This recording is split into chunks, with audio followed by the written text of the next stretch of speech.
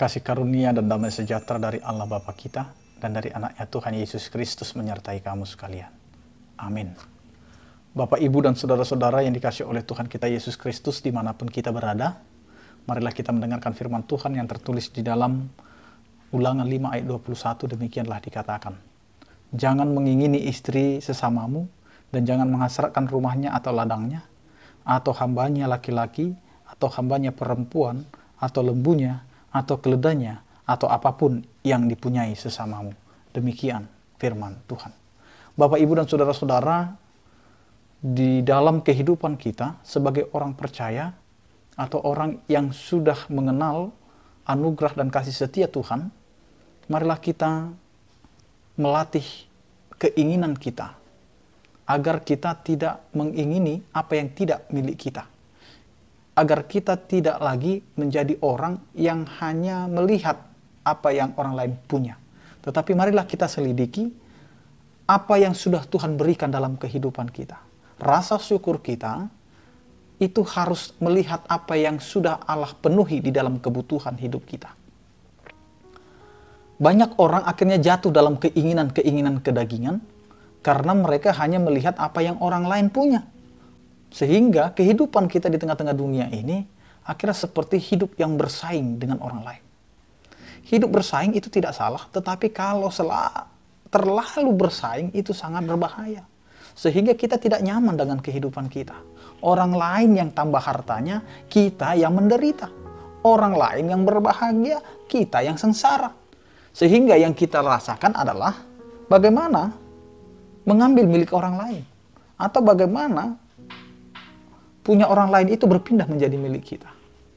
Dan inilah yang menjadi firman Tuhan yang menyapa kita, menegur kita, mengarahkan kita agar tidak mengingini apa yang dimiliki oleh orang lain.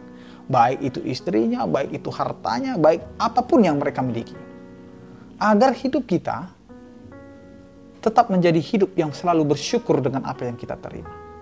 Karena apa yang kita terima bukanlah keinginan kita, bukanlah karena kita mampu melakukan itu semua. Kalaupun dimampukan, itu adalah berasal dari Allah. Yang kita minta dari Allah, apa yang kita butuhkan, apa yang mau dicukupkan dalam kehidupan kita. Maka latihlah hidup kita untuk berkecukupan dengan apa yang ada pada kehidupan kita. Jangan pernah merasa bahwa apa yang kita miliki itu menjadi tidak berguna apa-apa, karena kita hanya membandingkan dengan apa yang orang lain dapat. Tapi mari, seberapa besar pun, seberapa kecil pun yang kita terima, itu adalah berkat Tuhan. Demikian juga dengan orang lain. Kalau orang lain mendapatkan berkat lebih besar dari apa yang kita terima, jangan pernah mengeluh, jangan pernah bersungut-sungut, tetapi tetaplah juga bersyukur karena orang lain bisa merasakan kebahagiaan yang Tuhan berikan dalam kehidupannya. Karena itu mari kita hidup untuk mensyukuri apa yang ada dalam kehidupan kita, sehingga kita hidup di dalam damai sejahtera dengan melihat Allah telah memenuhi apa yang kita butuhkan, bukan apa yang kita inginkan. Karena keinginan kita banyak sekali, keinginan daging kita banyak sekali, tetapi Allah pasti akan selalu memberikan apa yang kita butuhkan. Amin, kita berdoa. Terima kasih Tuhan, Engkau mengingatkan kami. Apa yang ada pada kami, itu adalah anugerah yang daripadamu untuk memenuhi setiap kebutuhan hidup kami.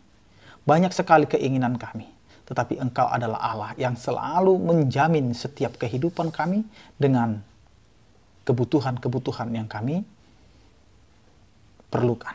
Karena itu Tuhan ajari kami untuk mensyukuri segala sesuatu yang kami terima. Tuhan, berkatilah setiap aktivitas kami, pekerjaan kami sepanjang hari ini. Biarlah itu menjadi kemuliaan bagi nama-Mu. Berkatilah setiap orang percaya yang sakit, Engkau berikan kekuatan pemulihan dan juga kesembuhan. Yang berduka, Engkau berikan penghiburan. Yang bergumul, Engkau Tuhan yang menjadikan penyertaan sehingga kami dapat menghadapi pergumulan kami. Ya Tuhan, Engkau adalah Allah yang berpihak kepada orang-orang menderita, orang-orang sengsara, yang kelaparan dan lain sebagainya. Engkaulah Allah yang memberkati. Begitu juga dengan saudara-saudara kami di Ukraina dan juga di Rusia. Biarlah Engkau Tuhan tetap menopang agar setiap pemimpin negara dapat memberikan kebijakan yang dapat memberikan rasa aman, nyaman, dan juga damai sejahtera di setiap kehidupan. Karena itu Tuhan, kepadamu-lah kami serahkan seluruh kehidupan dan penyertaan-Mu. Dalam Kristus Yesus kami berdoa. Anugerah Tuhan kita Yesus Kristus, kasih setia daripada Allah Bapa, dan persekutuan Roh Kudus itulah yang menyertai kamu sekalian. Amin. Selamat beraktivitas, tetap menjaga protokol kesehatan, tetap pakai masker. Tuhan Yesus memberkati. Horas.